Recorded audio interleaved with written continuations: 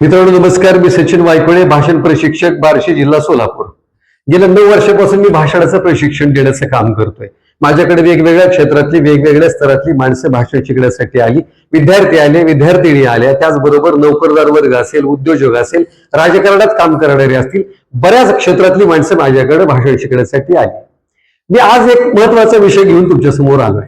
आज आपण ज्या विषयावर बोलणार आहोत तो विषय सुद्धा खूप महत्वाचा आहे.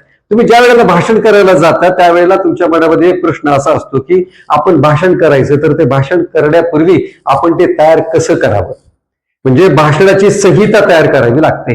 किमान नाही म्हणलं तरी आपल्या डोक्यात तरी तो आराखडा तयार असला पाहिजे. पण भाषण करण्यापूर्वी आपल्याकडे ते भाषण तयार असलं पाहिजे. तर ते भाषण कसं तयार करावं, किंवा एखादा विद्यार्थी एखाद्या स्पर्धेमध्ये उतरलाय किंवा एखाद्या विद्यार्थ्याला एखाद्या जयंतीच्या निमित्तानं भाषण करायचंय, एखादा नोकरदार वर्ग असेल, शिक्षक असतील किंवा कोणत्याही क्षेत्रातला व्यक्ती असेल, त्याला कोणत्या तरी कार्यक्रमामध्ये भाषण करायचंय. तर ते भाषण करण्यापूर्वी त्याला कच्चा जरी संहितेचा मजकूर त्याला लिहून काढावा लागतो. तर तो मजकूर कसा लिहावा किंवा ते भाषण कसं तयार करावं त्याबद्दल महत्वाचे 6 मुद्दे मी तुम्हाला सांगणार आहे. आणि हे 6 मुद्दे इतके महत्वाचे आहेत की या पद्धतीने जर तुम्ही तुमचं भाषण तयार केलं तर ते भाषण श्रोत्यांना नक्की आवडणार आहे. पहिल्यांदा मित्रांनो आपण एक काम करूयात की भाषण तयार करायचं आहे. आता भाषण तयार करायचंय तर त्याच्यासाठी सर्वात आधी पहिल्यांदा काय असेल की तुमचा विषय कोणता आहे, म्हणजे तुमच्या विषयाची निवड तुम्ही करा.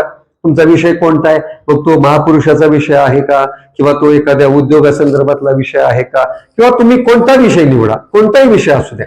तो विषय एकदा नक्की असतो तुमच्या डोक्यामध्ये, तो नक्की करा. तो विषय नक्की केल्यानंतर दुसरा मुद्दा आहे की त्या विषयाच्या संदर्भात खूप मोठी माहिती गोळा करा. त्रोटक आणि नेमकी माहिती, मोजकी माहिती नव्हे. मी तुम्हाला असं सांगतो की त्या विषयाच्या संदर्भात खूप मोठी माहिती गोळा करा. आता खूप मोठी माहिती मी हा शब्द का वापरला, कारण आपल्याला पहिल्यांदा माहिती गोळा करायची आहे. कोणतंही चांगलं प्रोडक्शन करण्याच्या पूर्वी कच्चा माल आपल्याकडे तयार असावा लागतो. तर त्याच पद्धतीने तो कच्चा माल असं समजा, म्हणजे विषयाच्या अनुषंगानं खूप मोठी माहिती तुमच्याकडे गोळा झाली, तुम्ही ती गोळा केली. आता मुद्दा जो आहे ना, इथं तुमचा कस आहे. इथून पुढे म्हणजे माहिती तुमच्याकडे खूप आली आणि खूप माहिती आली. आता त्या माहितीच्या पैकी 1 किंवा 2च मुद्दे तुम्हाला घ्यायचे आहेत. म्हणजे तुमच्याकडे जी माहिती आली आहे त्या माहितीतले आपल्याला त्याची चाळणी करायची आहे आणि त्या माहितीच्या पैकीचे 2 महत्वाचे मुद्दे तुम्हाला फक्त भाषणासाठी वापरायचे आहेत. कारण तुम्हाला भाषणाची वेळ फक्त 5 मिनिटं असेल, 10 मिनिटं असेल, 15 मिनिटं असेल. बरं, एवढी मोठी माहिती तुम्हाला 10 मिनिटांमध्ये सांगणं कठीण असणार आहे. आणि बरं, ते सांगताना तुम्ही कोणती माहिती सांगणार आहे याबद्दलचा संभ्रम तुमच्या डोक्यामध्ये असणार आहे. आणि त्याच्यासाठी पहिल्यांदा एक काम करायचं की माहिती गोळा केल्यानंतर जो तिसरा मुद्दा आहे ना, तर तिसरा मुद्दा जो आहे तो तिसरा मुद्दा की 1 किंवा 2 मुद्दे त्याच्यातले निवडा आणि ते मुद्दे तुम्ही भाषणामध्ये सांगा. मग त्या मुद्द्याच्या अनुषंगाने असणारी माहिती तुम्हाला याच्यामध्ये आहेच, ती माहिती सांगा.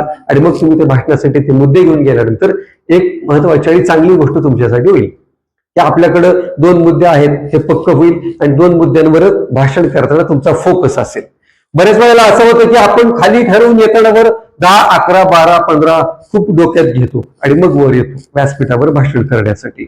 परंतु खूप मुद्द्यावर घेऊन आल्यामुळं बोलण्या ज्या वेळेला आपण व्यस्त असतो, जेव्हा आपण बोलायला सुरुवात करतो त्यावेळेला मात्र संभ्रम आणि गोंधळ उडतो आणि मग कोणता मुद्दा सांगायचा, कोणता राहिला, पुढे मागे या पद्धतीचा गोंधळ उडतो. तर त्याच्यासाठी 2 मुद्दे जर घेतले तुम्ही तर एक विषय पक्का डोक्यात होतो की आपल्याला 2च मुद्द्यावर भाषण करायचंय, त्यामुळे तुमचा फोकस झाला.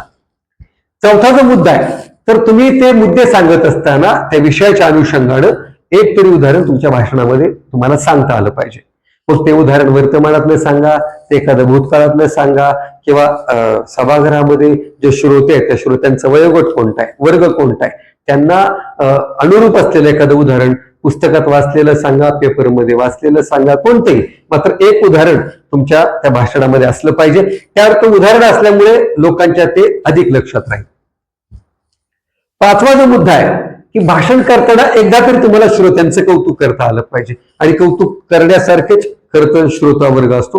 कारण तास, 1.5 तास, 2 तास एका जागेवर अखंड बसणं आणि हे खरं श्रोत्यांचा मोठेपणाचा भाग असतो. कारण श्रोत्यांमुळेच त्या कार्यक्रमाची शोभा असते.